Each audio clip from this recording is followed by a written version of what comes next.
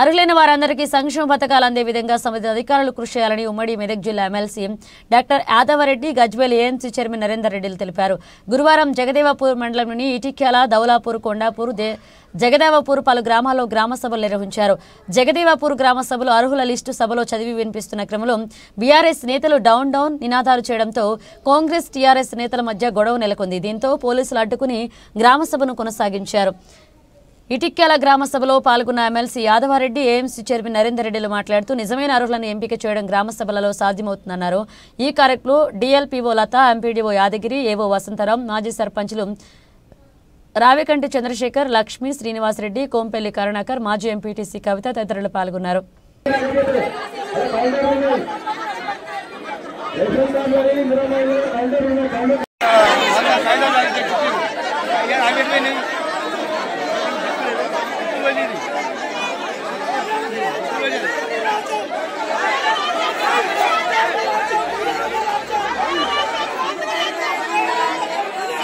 అధికారుల దృష్టికి తీసుకెళ్తాం.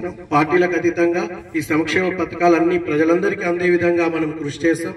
మేము పార్టీ అలా అని కాకుండా అందరికీ కృషి చేసే విధంగా మీరు కూడా మాకు సహకరిస్తూ మేము మీకు సహకరిస్తూ గతంలో లాగా మన ఇటిక్యాలంటే ప్రశాంతంగా అభివృద్ధికి మరో పేరుగా ఉండే అట్లనే ఇక ముందు కూడా ఉండేటట్టుగా మీ అందరి సహాయ సహకారాలతో వచ్చే నిధుల్లో నరేంద్రన్న గారికి కానీ లక్ష్మారెడ్డి గారికి కానీ ఏంటంటే అన్ని గ్రామాల కంటే మన గ్రామం పెద్దది, కొంచెం ఎక్కువ వచ్చే విధంగా మీరందరూ కృషి చేసి మీ తోడ్పాటుగా మేము కూడా కృషి చేస్తామని తెలియజేసుకుంటూ ఈ సభాముఖంగా ధన్యవాదాలు తెలియజేస్తున్నాం. యాదమ్మ, బలిద బాలమణి, నర్సొల్ల బాలవ్వ, కర్రోల్ల మానస, పెంటల అనిత, బొక్కి ఎల్లమ్మ, ఎలగొండ చంద్రకళ, బత్తిని అంజయ్య, పల్ల అండమ్మ, వల్లపు చంద్రకళ, చెరుకు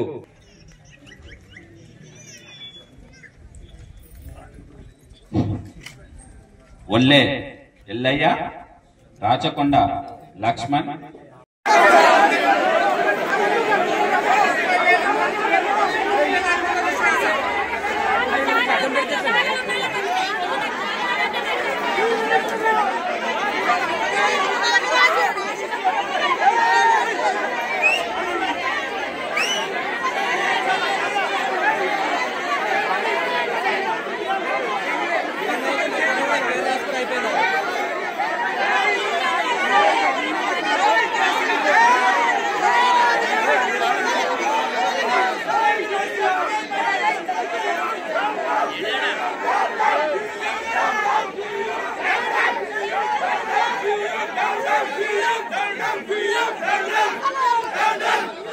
నుంచి 3500 మందిని మొదటి సంవత్సరం సెలెక్ట్ చేస్తారు.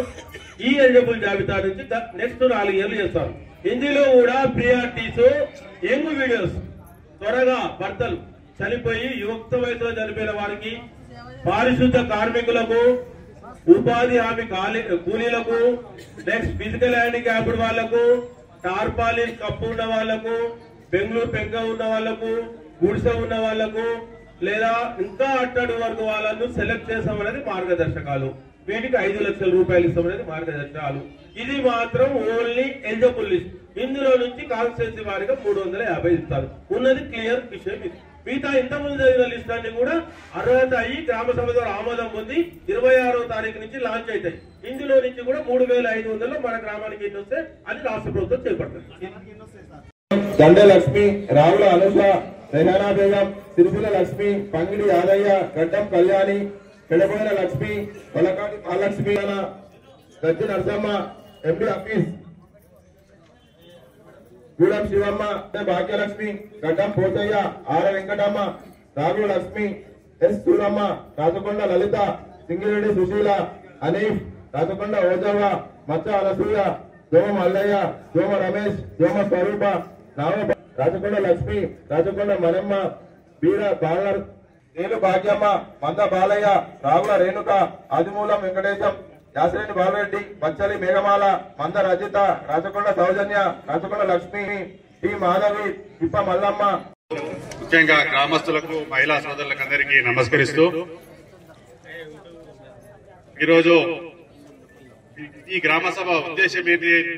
ప్రజాపాలనలో భాగంగా ప్రతి ఒక్కరికి గత 10 సంవత్సరాల నుండి రేషన్ కార్డు గాని ఇల్లు గాని ఎలాంటి మంజూరు కాలేదు కనుక గ్రామ సభలకు వచ్చి రేవంత్ అన్న ఉద్దేశం ఏంటంటే గ్రామ సభలకు వచ్చి ప్రతి ఒక్కరు ఈడ బీద వర్గాల వారికి మొదలు ప్రియారిటించుకుంటూ రేషన్ కార్డులు వచ్చి అన్ని మిస్ అయినవి ఎన్ని చదివినా ఇందాక ఏమన్నా మిస్ అయితే కూడా మిగతా అన్ని ఇచ్చేందుకు నిరంతర ప్రక్రియ ఉంది. అలాగే ఆత్మీయ ఇందిరమ్మ ఆత్మీయ భరోసా ఏంటిది ఎన్ఆర్జీఎస్ 20 రోజుల పని దాని గురించి ఇందాక సార్లు వివరించిన లిస్టు కూడా చెప్పారు. అవి ఏమైనా మిస్ అయితే కూడా మళ్ళా కూడా దరఖాస్తు చేసుకొని అవి కూడా ఇస్తామని చెప్పారు.